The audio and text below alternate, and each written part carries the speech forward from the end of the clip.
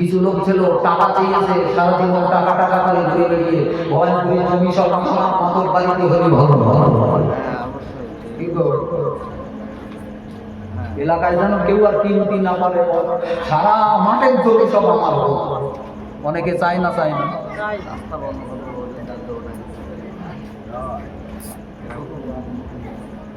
দুনিয়ার পাগল সেজে ঢেকি কুকুরের মতো জীব বের করে চাটপা, এতে তোমার পরকাল নষ্ট হয়ে যাবে।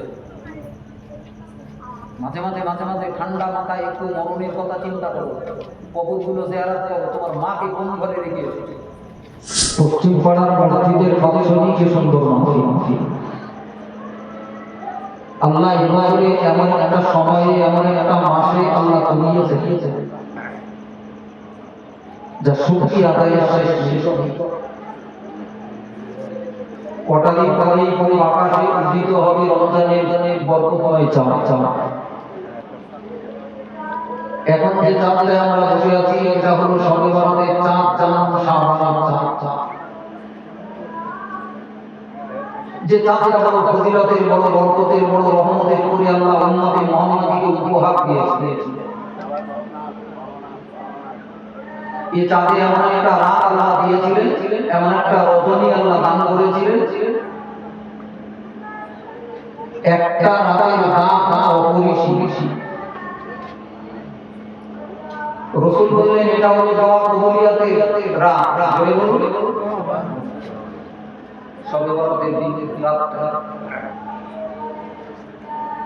আমাদের রাত। আল্লাহ ওয়াদা করেছেন আজকের রাতের তোমাদের কাকুতি মিনতি আশা দোয়াকে কবুল করবেন। পারলে আজকে রাত থেকে আল্লাহর কাছে চাও। সারা জীবন অন্যায় কুনীতি গুনাহ করে যারা পাহাড় জমিয়েছে মাথার উপরে গুনার পাহাড়, আজকে রাতে যাতে সুবর্ণ সুযোগ খোদার কাছে একটা চোখের পানি ফেলে কাঁদো, আল্লাহ আল্লাহ তামাম জীবনের গুনাহগুলোকে ক্ষমা করবেন। জোরে বলুন সুবহানাল্লাহ। মনে রেখো আল্লাহর বান্দার আজকের রাতটাকে আল্লাহ এত দামি রাত বানিয়েছে, একটা রাতের উসিলা পৃথিবীর হাজার বড় বড় পাপীরা আল্লাহর ওলি হয়ে গেছে। জোরে বলুন সুবহানাল্লাহ। আমাদের জীবন থেকে সে মূল্যবান রাতটা হারিয়ে গেছে। শবে বরাতের ফজিলতপূর্ণ সেই রাতটাকে আমরা হারিয়ে ফেলেছি। জানি না কে কতটা কেঁদেছেন, দোয়া চেয়েছেন, আল্লাহর কাছে বলেছেন। সংসারের অভাব, মোটা মোটা রোগ ব্যাধিতে জড়িত আজকে আমরা মূল্যবান সুযোগ ছিল বা সুযোগটা আজকে আমরা হাতছাড়া করে ফেলেছি। পিতা মাতা ইন্তেকাল করলো, বিদায় দিল, তাদের নাজাতেরও একটা মৌকা আল্লাহ দিয়েছিল। আজকে চার মা বাবার কবরের আযাবকে ভাবতে আমরা পারিনি। কত লোক রাত থেকে কেঁদে দোয়া করে কবুলিয়াত হাসিল করেছে। আল্লাহ আজকে আবার একটা সুযোগ, একটা মৌকা দান করেছে। আমরা যারা আশেপাশে আছি এই বছরের সাবান চাঁদের শেষ সুযোগ মৌকাটুকু আমরা হাতছাড়া না করি। সকলের মনে শেষে বসে পৃথিবীর মুসলমানরা আজকে চরম দুরবস্থায় দিন এবং দুনিয়ার দিকে তাকাবে মুসলমানদের চরম বিপদাপন্ন অবস্থা। একদিকে দুনিয়ার বেঈমান বেদিনের বাচ্চারা মুসলমানদের ইজ্জত আর সম্পদ আর রক্ত নিয়ে হলি খেলতেছে, অপরদিকে আমার জাতি আমার মন আপাত মস্তক খোদার নাফরমানিতে জড়িয়ে। আল্লাহর কথা যেন জাতি ভুলে গেছে।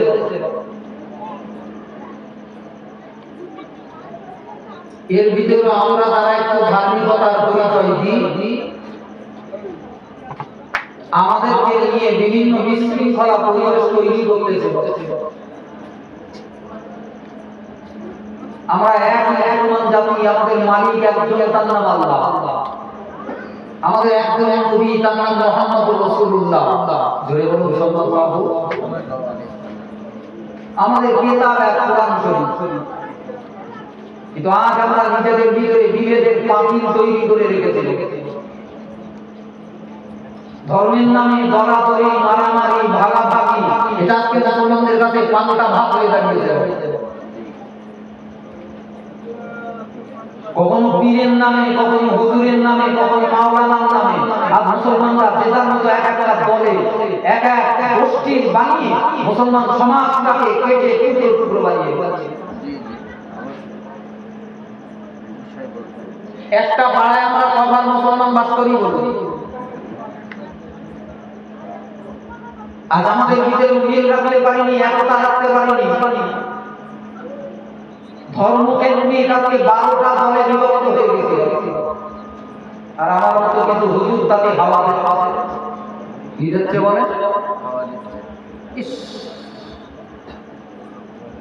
কোরআন আর হাদিসের সবথেকে মূল্যবান শিক্ষা যেটা মুসলমানরা এক হয়ে থাকবে, একতার কথা কোরআন বারবার বলেছে। রাসূলের হাদিসগুলো দেখলে অবাক হয়ে যাবেন, যারা মুসলমানদের ভিতরে ভাগাভাগি করে, মুসলমানদের ভিতরে দলাদলি সৃষ্টি করে, এদের পরিণতি কত মারাত্মক।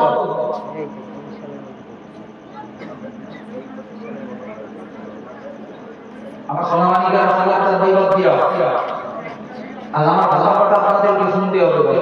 যদিও আমি আপনাদের গায়ের মানুষ, আপনাদের ভাইয়ের মতো, ছেলের মতো, আমার কথাটা আপনাদেরকে শুনতে হবে। খোদার খোদার সরল অন্তর নিয়ে আপনাদের কাছে বসেছে। কারোর উপরে সামান্যতম বিদ্বেষ নেই, রাগ নেই, হিংসা নেই।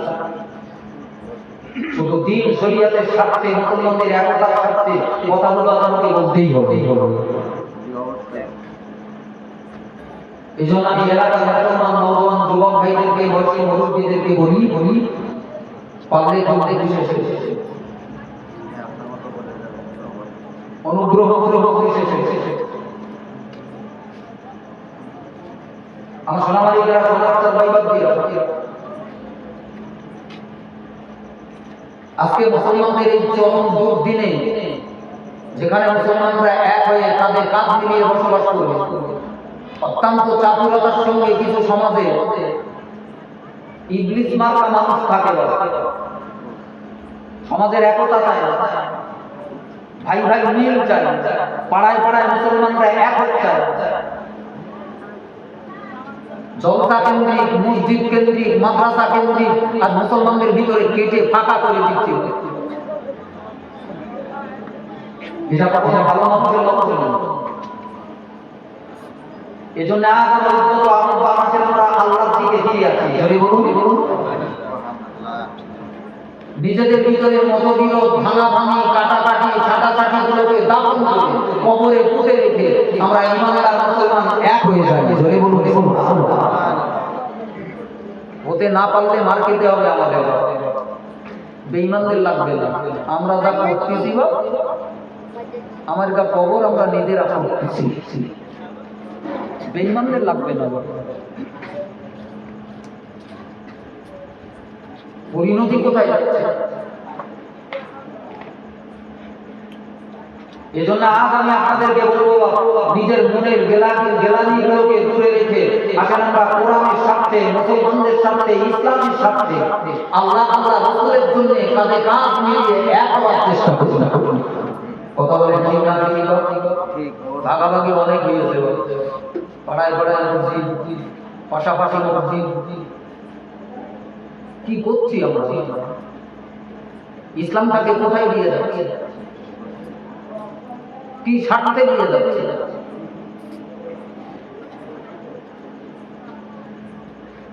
আল্লাহ এই কথাই বলেন, বান্দা আমার দিকে ফিরে এসো, আমার কাছাকাছি হও, আমার নিকটবর্তী হও। গোটা পৃথিবীর মালিকানা একমাত্র আমার আল্লাহ। জোরে বলুন সারা দুনিয়ার মালিকানা তার। আমার আপনার রুজি রেজেক, ভালো মন্দ, রোগ ব্যাধি, বিপদ আপদ, সংসার কারবার, নিজের জান জীবন সবকিছু যিনি নিয়ন্ত্রণ করেন তার নাম কি? আল্লাহ। আল্লাহর বিনা হুকুমে একটা গাছের পাতা নড়বে না। আমরা সে আল্লাহর দিক থেকে এগুলো আমাদের হারিয়ে গেছে।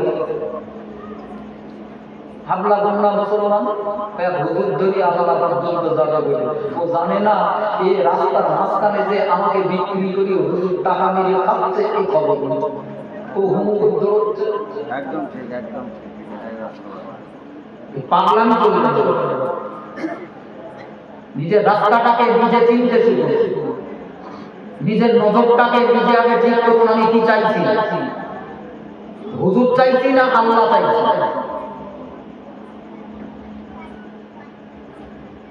আমরা আল্লাহ ছেড়ে দিতে রাজি, হুজুর ছাড়তে রাজি না।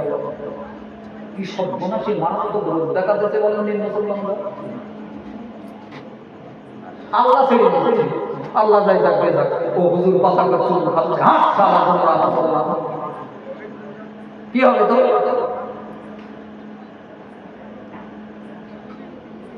আর নিয়তটাকে অত্যন্ত মজবুত করেন, মনটাকে তৈরি করুন। আমি একজন মুসলমানের বাচ্চা, আমার গায়ে মুসলমানের রক্ত, আমার জীবন দিয়ে আমি আল্লাহকে ধরতে চাই। জোরে বলুন, বলুন। কার ধরতে চাই? আল্লাহকে। কাকে পেতে চাই বলেন? দুনিয়ায় যারা আল্লাহ পেয়েছে তাদের জীবনগুলো তাকিয়ে দেখাবে। কিছু লোক ছিল টাকা চেয়েছে, সারা জীবন টাকা টাকা করে ঘুরে বেরিয়ে ভয় করে জমি সব মাতর বাড়িতে হলে ভালো এলাকায় যেন কেউ আর কিনতি না পারে, সারা মাঠের জমি সব আমার। অনেকে চায় না, চায় না।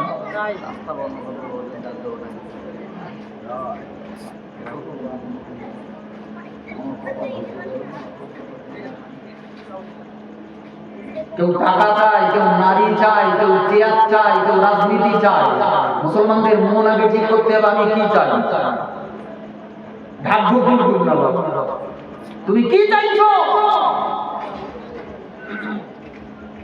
নিয়তটাকে ঠিক করো, মনটাকে ঠিক করো। তুমি কি আল্লাহ গোলামি করতে চাইছো? আল্লাহ সন্তুষ্টি অর্জন করতে চাচ্ছো তুমি? এই মনটাকে আগে তৈরি করুন, শক্ত করুন। সারা দুনিয়া একধারে জায়গা, আমি আমার জায়গায় দাঁড়িয়ে থাকবো। ধরে বলুন সুবহানাল্লাহ। ঝড় তো আসবে, বাঁচতে গেলে সমাজে ঝড় হবে, গন্ডগোল হবে, ফিতনা হবে, ফাসাদ হবে। একটুখানি বাতাস এসে ডুবে বাতাস, আর তুমি এক কামাই যে বীর জমিতে দাঁড়িয়ে নেই।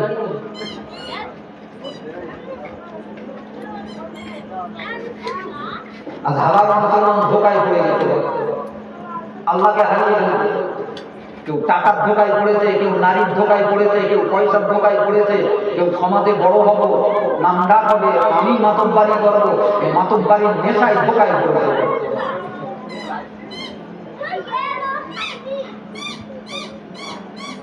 আমার দিনারি মানদার পরিবারের আপনারা অনুগ্রহ করে রাখুন, আল্লাহ পাক কোরআনে কি সুন্দর করে জানিয়ে দিলেন, এই দুনিয়ার বান্দাবান্দিরা, এই দুনিয়ার মুসলমানরা, আল্লাহ পাক তোদের শুনিয়ে দিই, শোন ইয়া আইয়ুহান নাসু ইয়া আইয়ুহাল ইনসানু মা গররাকা বিরাব্বিকাল কারীম আল্লাযী খালাকাকা ফাসাওয়াকা ফাআদালাকা ফি আইয়ি সূরাতিন মা শাআ রাক্কাবাকা। জোরে বলুন সুবহানাল্লাহ। আল্লাহ কি সুন্দর করে বোঝানো। পৃথিবীর সমস্ত মানব জাতিকে ডাকছে আল্লাহ। মাঝে মাঝে কোরআন শরীফে শুধু ইমানদারদের ডেকেছে, ইয়া আইয়ুহাল্লাযীনা আমানু। কখনো কাফের মুনাফিকদেরকে ডেকেছে। কিন্তু এই জায়গায় আল্লাহ ডাকতেছেন সারা পৃথিবীর মানুষ, এক পৃথিবীর মানব মণ্ডলী। হতে পারো তুমি হিন্দু, হতে পারো শিখ, হতে পারো খ্রিস্টান, হতে পারো ইহুদি, যে হোক না কেন তুমি মানুষের বাচ্চা। মা গররাকা, কোন ধোকায় পড়ে রয়েছো তুমি?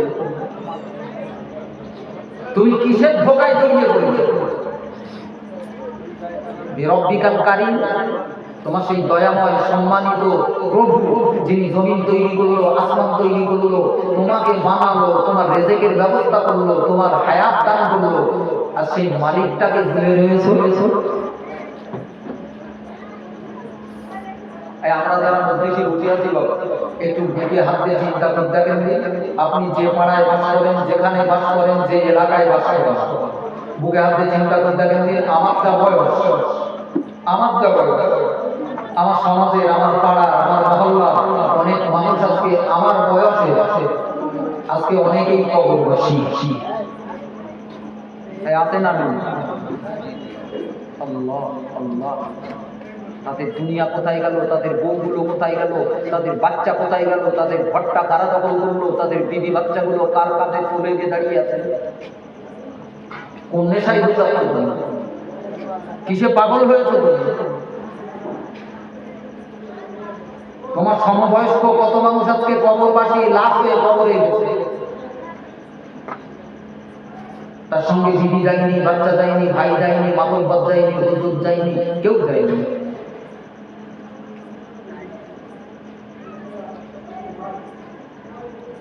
আজকে তাদের পরিণতি কি? আল্লাহকে পেতে গেলে ঠান্ডা মাথায় ভাবতে হবে, ধর্মটায় দুজনের কাজ না বলো। দুনিয়ার আলেমগুলো আজকে ওই ব্যবসাদারির মতো হয়েছে কিছু। দেখেন না, হাটে বেগুন তুলেছে 15 জন চাষা, কি বিক্রি করতে? বেগুন বিক্রি করতে। আরে সবাই তো আপনার ডাকবে, সবাই তো বলবে আমার বেগুনটা লেদা না,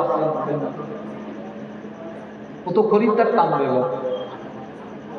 সবসময় ব্যবসাদারদের কথা যেমন সত্য হয় না, মেনে নেওয়া যায় না, দিনের ক্ষেত্রে ওই রকম সব আলেমের কথা শোনা যায় না, সব হুজুরকে মান্য করা যায় না। কথা বলো, ধোকায় পড়ে যাবে, আপনার পথ বিগড়ে যাবে, আল্লাহ পাওয়া সম্ভব হবে না। এই জন্যই খুব ভেবে চিন্তে সিদ্ধান্ত নিতে হবে। আমরাও সকলেই বিদায় দিতে হবে না, হবে না, হবে না। আমাদেরও মরণ হবে না, হবে না, হবে। মাকে কবর দিয়েছেন, বাপকে কবর দিয়েছেন, আপনার মুরব্বীগুলো সব আজকে কবরে। আজ আমরা আছি, এখান থেকে 20 বছর আগে এই পাড়াতে কারা ছিল? সেসব মুখগুলো হারিয়ে গেছে। আমার সেই ছোটবেলার কথা, যেসব পুরনো মুখগুলো দেখে দেখে বড় হয়েছি, সেসব মুখগুলো আর দেখতে পাইনি। এখন সব নতুন মুখ দেখে সবাইকে চিনতেও পারি। এখান থেকে 20 বছর পর এই পাড়ার অবস্থা কি হবে? আমরা যারা আছি বড়জোর 20 বছর 30 বছর, আবার নূতন, আমরা সব চলে যাবো। আমাদের ঘর বাড়ি হবে কবরস্থান, পড়ে থাকতে হবে।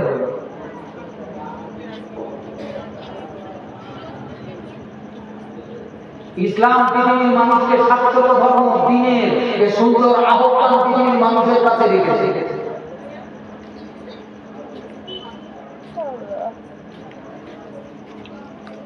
আমার অনাবানিকেরা সমাজচার দৈবজ্ঞীরা এই জন্যে কোরআন আর হাদিস বারবার মানুষগুলোকে মৃত্যুর কথাটাকে স্মরণ করিয়ে দিয়েছে। জোরে বলুন, ভুলে গেলে চলে না। টাকার পাগল সেজে, দুনিয়ার পাগল সেজে ঢেকি কুকুরের মতো জীব বের করে চাটপা, এতে তোমার পরকাল নষ্ট হয়ে যাবে। মাঝে মাঝে ঠান্ডা মাথায় একটু মরণের কথা চিন্তা করো, কবরগুলো জিয়ারত করো, তোমার মাকে কোন ঘরে রেখে এসেছো। এজন্যই তো মরণের খুব ছোট্ট চিন্তা আপনাকে অনেক দূর পর্যন্ত আল্লাহর নিকটবর্তী পৌঁছে দেয়। জোরে বলুন। বড় জুব্বা বানাতে সময় লাগে না বলো? পকেটে টাকা যদি 500 থাকে নপড়ায় যাবে। এখন তো মাদ্রাসা মোড়ে কত দর্জি বেরিয়ে গেল, মাপ দেবেন, টাকা দেবেন, 2 দিন তো টাইম লাগবে না, একদিন আপনার বড় পর্যন্ত জুব্বা বানিয়ে দেবে না, দেবে না। এখন জুব্বাটা চেহারায় চাপাচ্ছি বাবা, জুব্বাটা চেহারায় ফাটাচ্ছি, আমার এই ভিতরটা জুব্বা পরার মতো যোগ্য হয়ে যাবে।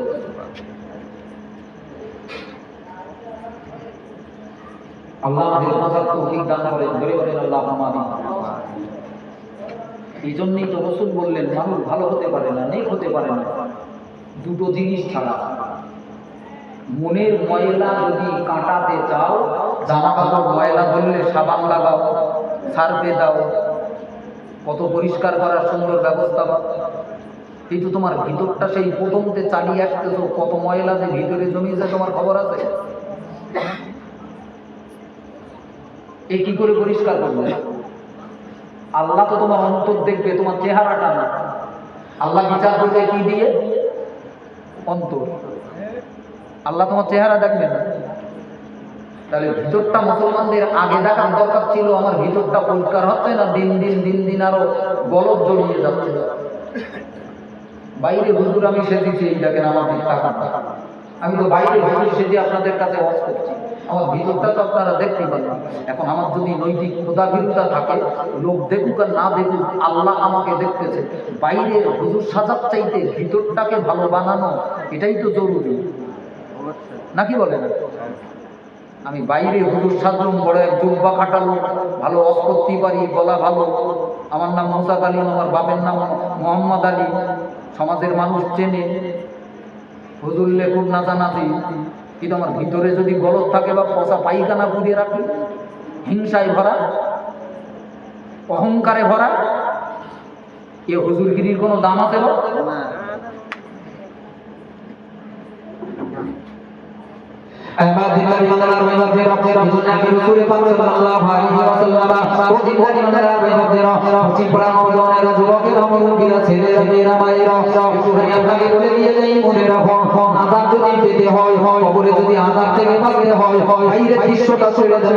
নিজেকে একটু পরিশুদ্ধ করুন, নিজেকে একটু পাক করুন, আল্লাহকে মেনে নেন, আল্লাহর গোলামি করুন, আল্লাহর ভয় একটু চিন্তা মনের ভিতরে একটু রাখুন।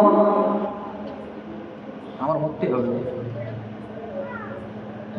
কত মানুষ মারা যাচ্ছে, যদি একটু শিক্ষা দিতে পারতাম, ইসলাম কি শিক্ষা দিতে।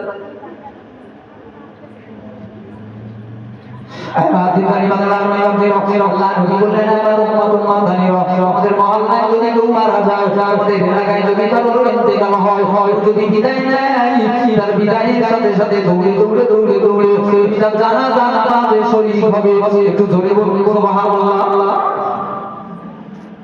জানাজা নামাজটা ছোট নামাজ, রুকুনি সেজদানি কত লম্বা সময় লাগে না, 4টে তাকবীরের নামাজ। কটা তাকবীর? খুব ছোট। কিন্তু আপনি ভেবেছেন এই নামাজটায় এত সওয়াব, এত কেন দিচ্ছে আল্লাহ? আল্লাহ চাইছে আপনাকে ভালো বানাতে, কোথায় গেলে আপনি ভালো হবেন। আপনার চাচা মারা গেছে, আপনার বাপ মারা গেছে, গোসল দিয়েছে, কাপড়ের কাপড় পরিয়েছে, জানাজার জন্য, নামাজের জন্য, জানাজার জন্য এনে হাজির করিয়েছে, আপনি সামনে দাঁড়িয়েছেন। ইমাম সাহেব আল্লাহু আকবার বলতে আপনিও বলতেছেন, তার জাননি জীবন নিয়ে। আপনার উচিত কি ছিল? ইসলাম এটা শিখায়। জানাজায় দাঁড়িয়েছ, ওই কাপড়ের কাপড়ে খাটিয়ার উপরে যে লাশটা শুয়ে আছে, ওই লাশের দিকে তাকাবো, লাশটাকে নিজে মনে করো। ধরে বলুন, আমার চাচা মারা যায়নি, আমার লাশ হল, আমিও আমার ঠিক পরিণতি, দুদিন পরেই আমার ঠিক এমন দশা। সকালবেলা চাচা গেল মাদ্রাসার মোড়ে, চা খেলো, একসঙ্গে গল্প করলো। জোহরের নামাজে মসজিদে মাইকে এলান হচ্ছে, পাড়ায় অমুক মারা গেছে, তার জানাজা হবে আসর বাদ। কিসের ভরসায় ঘুরে বেড়াচ্ছ? কোন নেশার জালে তুমি আর জড়িয়ে গেছো? আল্লাহকে ভুলে গেছো? লোক দেখানো শিখেছ? কতদিন চলবে এসব ধান্দা?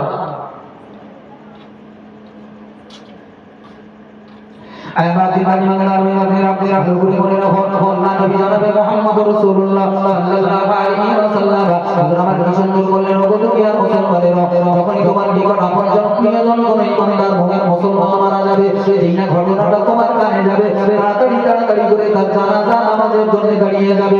জানাজা নামাজটা ছোট নামাজ, অত্যন্ত সংক্ষিপ্ত নামাজ, কিন্তু আল্লাহ ভিতরে বড় বরকত দান করেছেন। নবীকে ডেকে বলেছিল,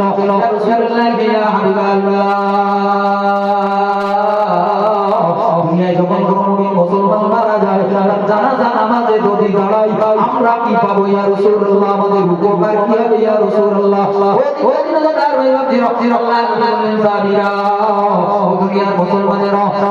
মুসলমানের জানাজা নামাজ যদি তুমি পড়তে পারো, নবী তোমাদেরকে বলে দিয়ে যাই, এক কেরাত সওয়াবের মালিক আল্লাহ তোমাকে বানিয়ে দেবে। জোরে বলবেন না? কারো জানাজা পড়লে আল্লাহ কি দেবে? এক কেরাত সওয়াব। কি দেবে? এক কেরাত। এখন এক কেরাত মানে তো আমরা বলবো না, সাহাবীরাও বুঝিনি। এই নামাজে এত সওয়াব কেন? তোমার পরিবর্তনের সুযোগ দিচ্ছে আল্লাহ। তুমি মরুনি, তোমার চাচা মরিয়েছে, তোমার চাচি মরিয়েছে, তোমার ভাই মরিয়েছে, ওইটা দেখে একটু উপলব্ধি করো, এর পরের পালা তোমার। নিজের মনের গলায় দড়ি লাগাও।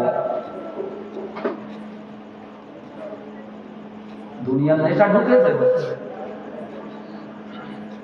দুনিয়ার কত মানুষ টাকার নেশায় পড়ে জীবন যৌবন গুলো একেবারে শেষ করে দিতে দিল। দুনিয়ার কত মানুষ নারীর নেশা করে। দুনিয়ার কত মানুষ আমি বড় হব অহংকার হয়ে গেল। এই নেশায় পড়ে সর্বস্ব হারিয়ে কবরে গেছে। তুমি এখনো বেঁচে আছো, আল্লাহ তোমাকে সুযোগ দিয়ে রেখেছেন। তোমার বয়সের কত লোক আজকে কবরে পড়ে কাঁদিয়েছে। আল্লাহ পারত না তোমাকে নিতে? আল্লাহ তোমাকে নেয়নি কেন? আল্লাহ তোমাকে ভালোবাসছে, সুযোগ দিতে চাচ্ছে। বান্দা এখনো ভালো ভাব আমার দিকে ফিরিয়ে আয়। যদি বলুন কিন্তু আল্লাহর সুযোগটাকে আমরা নিতে পারি নেব। আল্লাহর দান, আল্লাহর দয়াটাকে আমরা খেয়াল করি না। যত দিন যাচ্ছে পাপের সঙ্গে জড়িয়ে যাচ্ছে, অন্যায়ের সঙ্গে জড়িয়ে যাচ্ছে। লৌকিকতার ভয় করতেছে কিন্তু আল্লাহর ভয় করে না। লৌকিকতার ভয় করতেছে। লোক কি বলবে?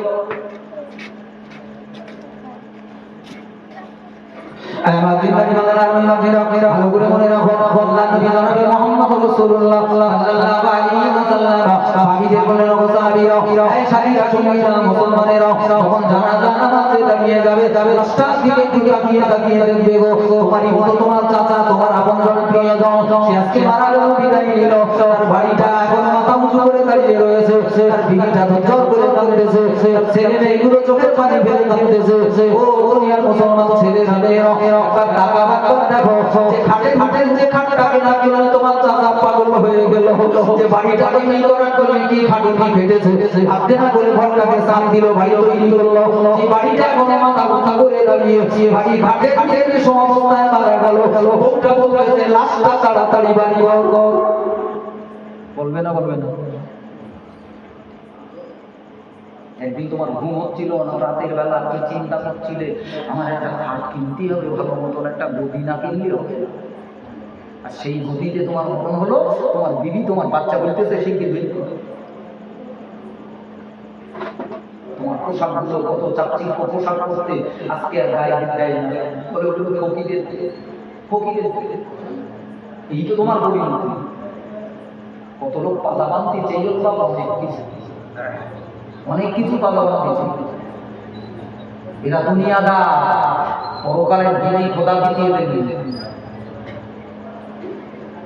কোরআন হাদিসের শিক্ষা দেখলে আপনি অবাক হয়ে যাবেন। কোরআন বর্ণনা করেছে ফেরাউনের জীবন কাহিনী। যদি বলুন আচ্ছা, বলেন কি দরকার ছিল ওই নাফরমান বেঈমান যে নিজেকে আল্লাহ বলে দাবি করলো, তার কাহিনীটা কোরআন বলবে কেন? কি বলার দরকার? কিন্তু কোরআন এই জন্য বলেছে দেখে যেন পৃথিবীর মানুষের একটু চোখ করবে। যদি বলুন মাতব্বারি করার নেশায় পেয়ে বসল, আল্লাহ তার সুযোগ করে দিল। 400 বছর ধরে মাতব্বারি করেও নেশা মেটি, আল্লাহকে হারিয়ে হারালো, আল্লাহকে ছাড়লো। আল্লাহ তার পরিণতি আল্লাহ টপ করে ধরে না, বলে ছেড়ে দে রাখে। আল্লাহ একবার ধরে, একবার ধরে একবার ছেড়ে দেয়, একবার ধরে একবার ছেড়ে দেয়। এরকম আল্লাহ করে। আল্লাহ ধরার মতো বান্দাকে একবার ধরে। যদি বলুন আল্লাহ ধরাটা বড় শক্ত ধরা, কঠিন ধরা। ফেরাউনটা শেষ পরিণতি কি দেখেছেন আপনারা? কাহিনী বলার সময় আমার মনে হয় নীল নদের কালা পানিতে আল্লাহ চুলকে চুনিয়ে নিয়েছেন। কোথায় গেল তার ক্ষমতা?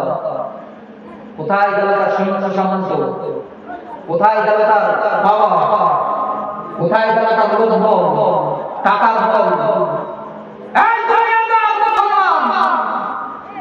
কোরআনের এই শিক্ষাটাকে সামনে রাখা, জীবনটাকে যদি তৈরি করতে চাও। অহংকার দেখাচ্ছ, ফকর দেখাচ্ছ,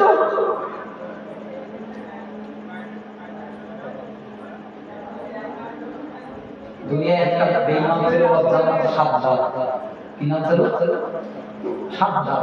আল্লাহকে লাই, আল্লাহকে লাই।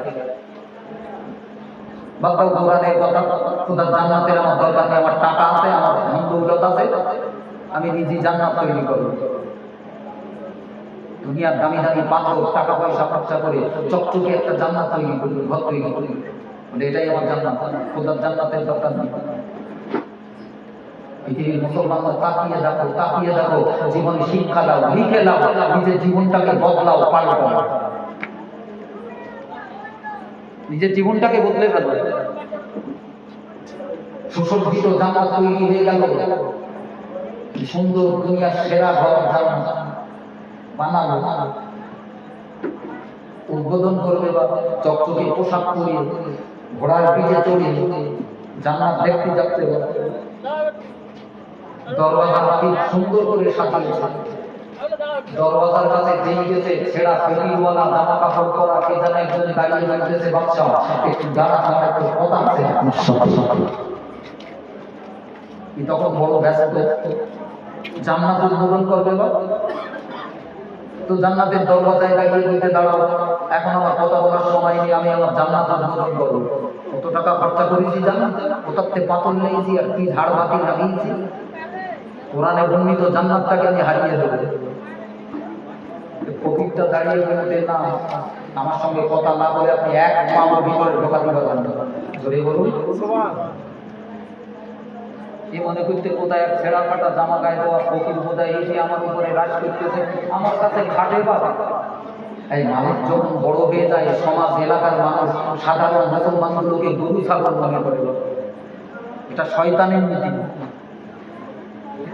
আমি বড় হয়ে গেছি, একটু টাকা হয়েছে, পাড়ার লোককে আমি গরু ছাগল মনে করছি, জন্তু জানোয়ার ভাবছি। এটা সৎ মানুষের লক্ষণ, এটা ভালো মানুষের চরিত্র, নবীর আদর্শ এটা।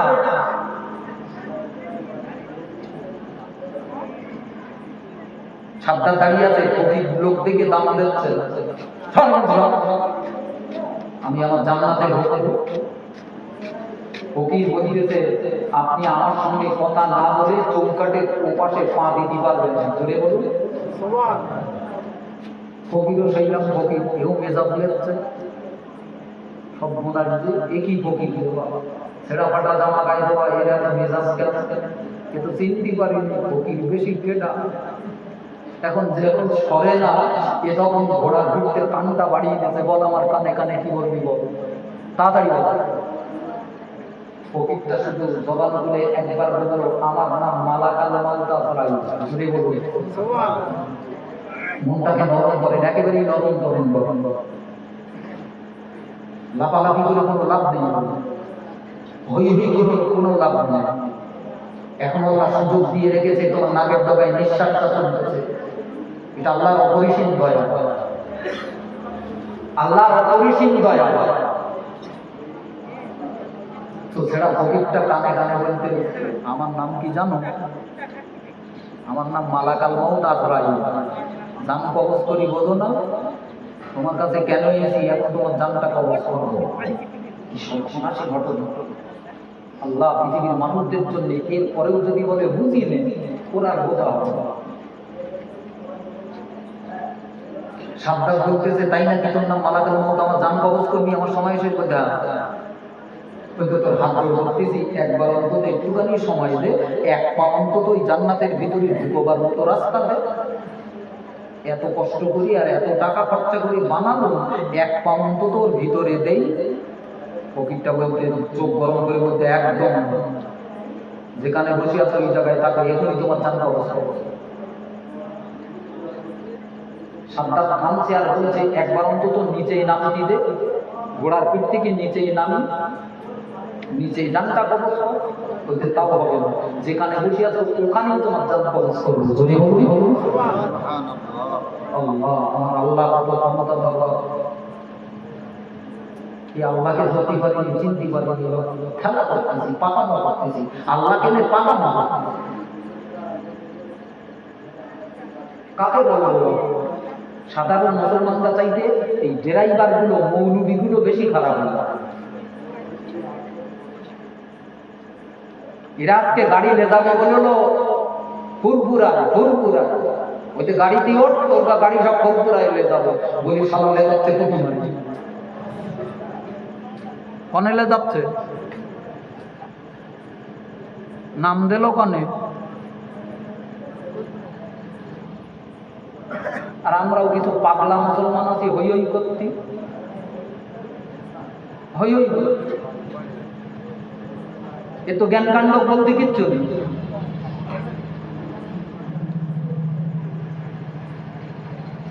এবার দিবাদি বাংলার রইবাতে রাখতে ভালো করে মনে রাখো, আল্লাহ নবী জনাবে মুহাম্মদুর রাসূলুল্লাহ সাল্লাল্লাহু আলাইহি ওয়াসাল্লাম এই দুনিয়ার মুসলমান দিগকে লক্ষ্য করে বললেন, এই দুনিয়ার মুসলমানের আল্লাহর বান্দা বান্দীরা এই দুনিয়া ছেড়ে যাবে, পশ্চিম পাড়ার নওজওয়ানেরা, যুবকেরা, ভাইয়েরা, বোনেরা, আমি আপনাদেরকে বলে দিয়ে যাই মনে রাখো, আল্লাহ নবী এজন্য বললেন সময় পাবে সময়ের কদর করো, জীবনটাকে বিনা নষ্ট হতে দিও না বাবা। আল্লাহকে চেনো, আল্লাহকে মানো, আল্লাহকে ধরো। দুনিয়ার হিসাব সমান মাথায় চাপাতে দিও না। দুনিয়ার কি হিসাব দেবে চিন্তা তোমার করার দরকার নেই। তুমি তোমার চিন্তাটা ভালো করে ওরে ওমে দাও। আমরা তো লোকের চিন্তা নেই। যেই বলে যে আমার নাম মালাকাল মাউত, নাম কেউ দেবো না, পা জবা তো দৌড়িয়ে থাকে, টটর করে কাঁপতেছে, এই অবস্থায় তার জানটা ফিরে গেছে। আল্লাহ আল্লাহ, আমার কেমন হবে না, হবে না বা এই ফিরে যেতে হবে না, হবে না, অন্তর্দে বলে।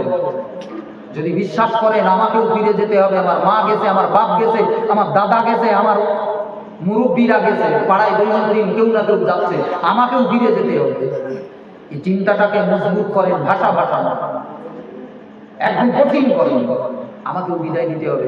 যদি বিদায় নেওয়া চিন্তা মাথায় থাকে তাহলে ফিরে আসে, ভালোর দিকে আসে না, ভালোর দিকে আসে।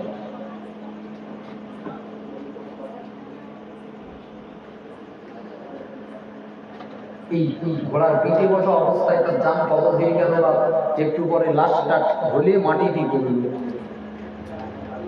এটাই ছিল তার পরিণতি, এটাই তার পরিণতি। লম্বা লম্বা ইতিহাস পড়ে নেবে, দেখবেন জ্ঞান কবজ। এই কারণের কথা শুনেছেন? কারণ একটু মনে করিয়ে দিচ্ছি আপনাদের। আল্লাহ তাকে অত্যন্ত ধন দৌলত দিল। কোন কোন বইতে লেখা আল্লাহ তাকে এত ধন সম্পদ দিল বাবা, 70টার মতো উট লাগতো তা শুধু ওই গুদম ঘরের চাবি দেওয়ার জন্য। চিন্তা করতে পারেন কি মাল দৌলত আল্লাহ দেবে। আল্লাহ যার বেশি রহমত করে, আল্লাহ যার বেশি রহমত করে, জানেন সেটা পরীক্ষার জন্য না। অগাধ বড় লোক যে কটা হচ্ছে তার কপাল বড় পুড়িয়েছে, বলো ঠেকাতে পারবি তো? এরা পাতা তো করতেছিস, বোঝাটা মাথায় তুলে দৌড়ি পারবি তো? এটা হিসেব করি পারবি?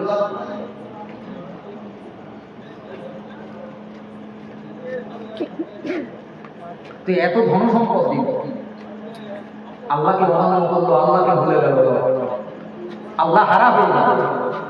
আল্লাহ জমিনটাকে বলে নাই, জমিন কারণটা ভর ধরে বলুন, ধরকে ধর, আমার খাবে, আমি তৈরি করলুম, আমার নেয়ামত ভোগ দখল করবে, আর বলবে আল্লাহ নেই, আল্লাহ মানার দরকার নেই, আল্লাহকে আল্লাহর গোলামি করতে হবে।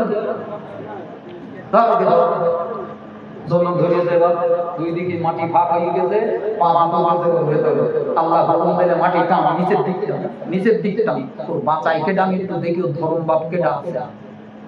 পৃথিবীতে আমি আল্লাহ ছাড়া বাঁচানেওয়ালা কারা? মাটি ফাঁক হয়ে গেল,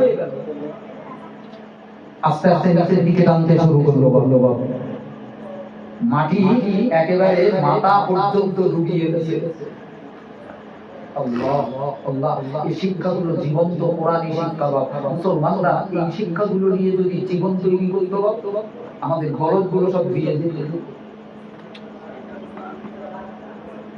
শরীর সমাধি, মাটি তাকে তলায় টেনে নিল। পৃথিবীর জীবন্ত ইতিহাস।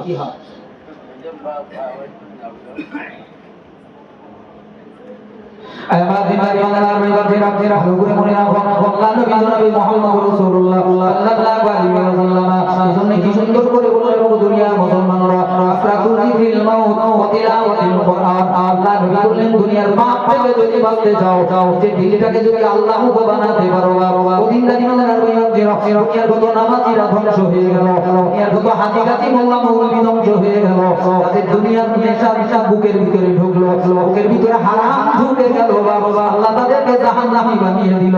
ওদিনদারি মানার তোমরা এই দুটো জিনিস তোমরা বেশি বেশি বেশি বেশি করে করবে। মাঝে মাঝে সময় করে একটু নিজের মরণীয় কথা ভাববে, একটু কোরআন তেলাওয়াতের জীবন তৈরি করবে। একটু জোরে বলবে সুবহানাল্লাহ। কোরআন তেলাওয়াত করবে।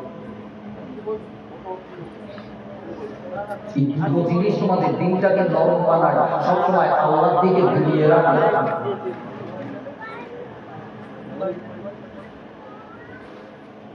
আজ আমাদের ভিতরে দুটো জিনিসের চিন্তা আছে, আমরা যা করতেছি আমরা হাত ভাবতে গিয়ে মনে হয় যে আমি খুব তাড়াতাড়ি মারা যাবো, মরণের প্রস্তুতি বলতে কিচ্ছু নেই।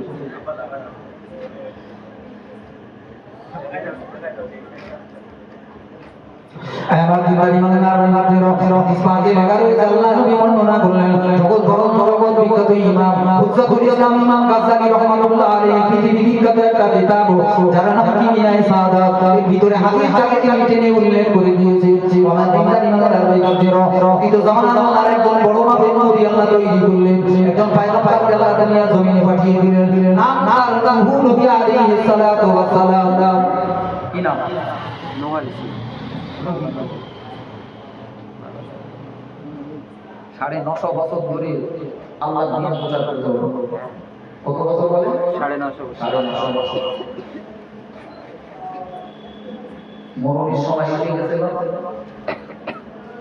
মরণের সময় জমিয়ে মরণ যখন এসে গেছে চোখে করে পানি আছে।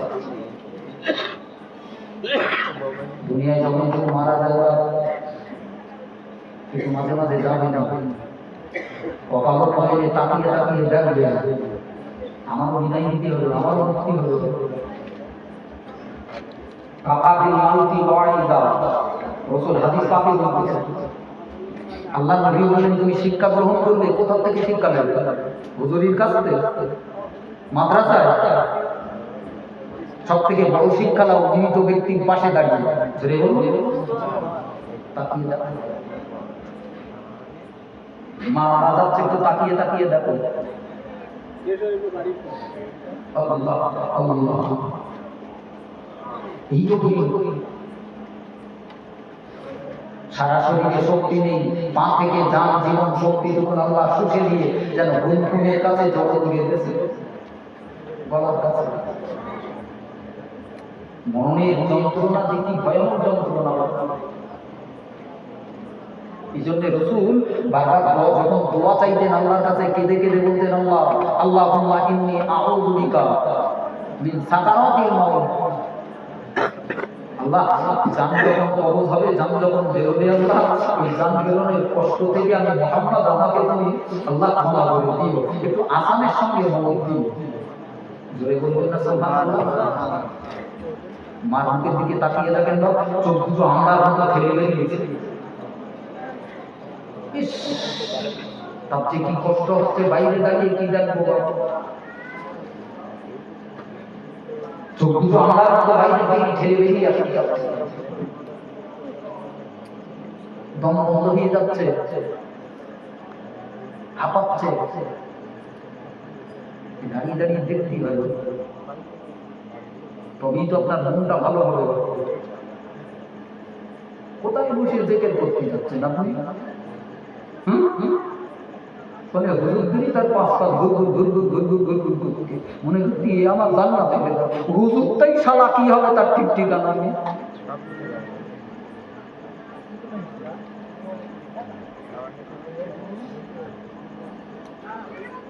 মনে এই জান বেরোনের কষ্টটা বড় ভয়ানক। কিতাবের ভিতরে ইমাম গাসালি লিখতেছে নবী মুসা আলাইহিস সালাতু ওয়াস সালাম আল্লাহর একজন বড় মাপের পয়গম্বর ছিলেন, ইন্তেকাল হয়ে গেল। সেই জামানা ইমানদারেরা নবী মুসা লাশটাকে নিয়ে যত্ন করে কবর দিলেন, দাফন করলেন। এই কবরের ভিতরে নবীরা মরা না জিন্দা? কথা বলেন না, জিন্দা জিন্দা। এই বিশ্বাসকে আকীদা মজবুত করবেন। এটা শুধু আমাদের না, পৃথিবী ব্যাপী মুসলমানদের হক একটা দল আছে যার নাম সুন্নাত ওয়াল জামাআত। দলটার নাম কি? দেওবন্দিরা হতে পারে, আরো দল হতে পারে। এই পৃথিবী ব্যাপী এই দলটা আকীদা হলো কবরে আল্লাহ নবীরা অবিকল জিন্দা। জোরে বলুন আর একজন পয়গম্বর নবী ঈসা আলাইহিস সালাতু ওয়াস সালাম বিনা ভাবে আল্লাহ তাকে তৈরি করলো। জীবনে ঘর বাড়ি বাকি বিয়ে শাদী করেনি, আল্লাহর পয়গম্বর। কেন করিনি জিজ্ঞাসা করলে বলতো, আমি যদি দুনিয়ায় ঘর বাড়ি করি তো হয়তো আমার আল্লাহ অসন্তুষ্ট হবে, মরণের কথা ভুলে গেছে, আমার বান্দা কতদিন থাকবে, চিরস্থায়ী বাস করবে বলে বাড়ি বানাতে। অবস্থা দেখেছে, তাদের হালাত দেখেছে। আমার দিনের মালার মেমাদির ভালো করে মনে রাখুন, আল্লাহ নবী মুহাম্মদ রাসূলুল্লাহ সাল্লাল্লাহু আলাইহি ওয়াসাল্লাম হাদিস পাকে সুন্দর করে বললেন, একদিন নবী ঈসা মরুভূমির ময়দানের উপর দিয়ে, জঙ্গল মরুভূমির উপর দিয়ে যেতে হঠাৎ করে দাঁড়িয়ে পড়লেন। ও দিনের মালার মেমাদির সামনে যে মাজার, সামনে যে কবর, এটা হলো নবী মুসার মাজার। হুজুর আমার দাঁড়িয়ে পড়লেন, কবর জিয়ারত করলেন, কবরের পাশে দাঁড়িয়ে পড়লেন, সালাম দিলেন, আসসালামু আলাইকা ইয়া মুসা নবী আল্লাহ। হে আল্লাহর নবী মুসা, আমি তোমার কবর জিয়ারত করতে দাঁড়িয়েছি গো। ও জিন্নাতি মাদার বাইবাদের হুজুরাই আল্লাহর নবী আল্লাহর পয়গম্বর, হুজুরাই জিয়ারত করবেন আমার জিন্নাতি মাদার বাইবাদের। আল্লাহর নবী বললেন, আল্লাহ তার চোখ খুলে দিল, কবরের মাটি আগলা হয়ে গেল। আমার কবরে দেখেন, কবরের ভিতরে নবী মুসা জিন্দা রয়েছে। একটু জোরে বলুন সুবহানাল্লাহ। জিন্দা তো দুজনের কথা। ঈসা নবী বলতেছে, ও ভাই মুসা, তুমি তো বিদায় নিলে, মারা গেলে, আমিও মরণ পথে যাচ্ছি, তো তোমার কাছে শুনতে চাচ্ছি মরণের সময়টা কিরকম দেখবো, কিভাবে জানা কবজ করুন মালাকান তাই। আমার দিনের মালার মেমাদির আল্লাহ নবী মুসাকে দেখলেন, কাঁদতে বললেন, ও ভাই, ও ভাই, কাঁদতে শুনে রাখো, আজ থেকে 50,000 বছর আগে আমার মরণ হলো, মারা গেলাম, কান ধরলাম। ওই মরণের সময় জান যখন খুঁজা কবজ করবে গো, নবী আলাইহিস সালাতু ওয়াস সালামকে বললেন, ওই দিন আমার বাড়ির কাছে দাঁড়িয়ে আমার জানটা যখন কবজ করবে, আবার রূহটা যখন কবজ করবে গো, আমার যেন মনে হয়েছিল হাজার দেওয়ার বড় বড় বর্ষি সারা শরীরে যেন যেতে গিয়েছে, পা থেকে মাথা পর্যন্ত সর্ব জায়গায় বর্ষি ব্যথা সকলই ধরে ধরতেছে গো, সারা শরীরে যেমন ব্যথা অনুভব হয়, এইরকম যেন আমার রূহটাকে বার করতে শুরু করলো গো। এত কষ্ট, এত যন্ত্রণা সেদিন আমি পেয়েছিলাম, 50,000 বছর পরেও আমি মরণের যন্ত্রণা ভুলতে পারিনি। চিন্তা করেছেন কি জবাব দেবেন? হাজার হাজার মোল্লা মৌলভী আলেম ওলামা পীর বুজুর্গ মরণের এই কঠিন সময়ে বেঈমান হয়ে কবরে গেছে, দলিল নেবেন? দলিল নেবেন? ভিতর ভালো না হলে মরণের সময় কলেমা ঝরবে না, বলো। ভিতর যদি ভালো না হয় মুখে কলেমা আসবে না।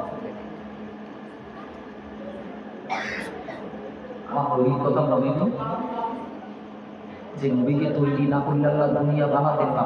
সেই নবীকে 63 বছর বয়সে আল্লাহ পাঠিয়ে দিলেন। কত বছর? আল্লাহ নবী শুয়ে রয়েছেন মা আয়েশার ঘরে, সাহাবীরা কাঁদতেছেন, বিবি বাচ্চারা কাঁদতেছে, ফাতেমা কাঁদতেছে, হাসান হুসাইন কাঁদতেছে। হঠাৎ ঘরের দরজায় কে যেন একজন আরব্য বেদী মোচে না একটা রুস্ক শুষ্ক ভাষী লোক দাঁড়িয়ে থাকলো। মৃত্যু যন্ত্রণায় যদি একবার জ্ঞান হারিয়ে যায়, একবার জ্ঞান আসে, একবার চোখ আগলা করে, একবার চোখ বন্ধ করে, মুখের রং পাল্টে গেছে। আমার দিনের মালার মেমাদির আল্লাহ নবী মুহাম্মদ রাসূলুল্লাহ সাল্লাল্লাহু আলাইহি ওয়াসাল্লাম ও পশ্চিম পাড়ার মুসলমান ছেলেরা মেয়েরা মায়েরা একটু গাড়ি শুনে মনে করিয়ে দিই, ফিতনার জামানা বা চতুর্দিকে ঝামেলা, একদিক থেকে ছাড়া জন্য আর একটা সেতুরের পালায় জড়িয়ে যাবেন, নাম দুনিয়া। বর্তমান সময়টা এত জটিল, এত কঠিন, সময় সোজা সাথে ইমান বাঁচাবার জন্য বলে দিয়ে যায়। আল্লাহ নবী যেদিন বিদায় নেবেন, বেকাল করবেন, সাকিরা ধন্য করে কাঁদতেছেন, সকলে কান্না পড়ে গেল, কান্না আর কান্না, কান্না আর কান্না। দিদার ইমানদার বেগবদের এমন সময় আম্মাজান ফাতেমা দৌড়ে নবী মাতার কাছে বসে পড়লেন আপাগানের মায়া বুকে লেগে গেল জল করে কাঁদতেছে এমন সময় রাসূলুল্লাহ চোখটা আগলা করলেন ফাতেমাকে ডেকে বললেন ও ফাতেমা জানো আজ মা দরজায় দাঁড়িয়ে গেল জানো আমাকে সালাম জানায় আসসালামু আলাইকা ইয়া রাসূলুল্লাহ আসসালামু আলাইকা ইয়া নবী আল্লাহ সালাম তাই গো বিবি ও বেটি ফাতেমা ইয়া আমার দরজায় দাঁড়িয়ে পড়লো আমাদের ফাতেমা এক পলক লক্ষ্য করে কাঁদতে বলেছি ইয়া রাসূলুল্লাহ ইয়া হাবিবাল্লাহ ওয়াজানা ওয়াজানাকে জানো একজন আরব বিবি জীবনে কখনো তার চেহারা দেখতে পাইনি আজ আপনার দরজায় দাঁড়িয়ে গেল আপনার সঙ্গে দেখা করবে সাক্ষাৎ করবে প্রতিদিনই মানে আর নবী জানতে বাকি থাকলো না আল্লাহ নবী চোখটা আগলা করে বলেন আর ফাতেমা বেটিটাকে ডেকে বলেছিলেন বেটি রে এটা তো দুনিয়ার কোনো মানুষ নয় দুনিয়ার কেউ নয় এটা কোন কালা কালা দাইল আল্লাহ দিনের কাজ আমার দরজায় দাঁড়িয়ে পড়লো মুহাম্মদ আমাকে আখের জামানার নবী তৈরি করেছিল তো আজ আমার জান কবজের তরবারি নিয়ে হাজির একটু জোরে বলো আমার কাছে আসবে টাসবে না বোধহয় পালাবেন এই পালাবার জায়গা ঠিক করে রেখেছেন আগে থাকতে বাঁচার একটু জায়গা ঠিক করে রাখেন কোরআন বলতেছে কুল ইন্নাল মাউতাল্লাযী তাফিরুনা মিনহু ফাইন্নাহু মুলাকিকুম দুনিয়ার কোন জায়গায় তুমি পালাবা কোন জায়গা আছে পৃথিবীতে মালাকুল মউতের সঙ্গে দেখা করব না সাক্ষাৎ করব না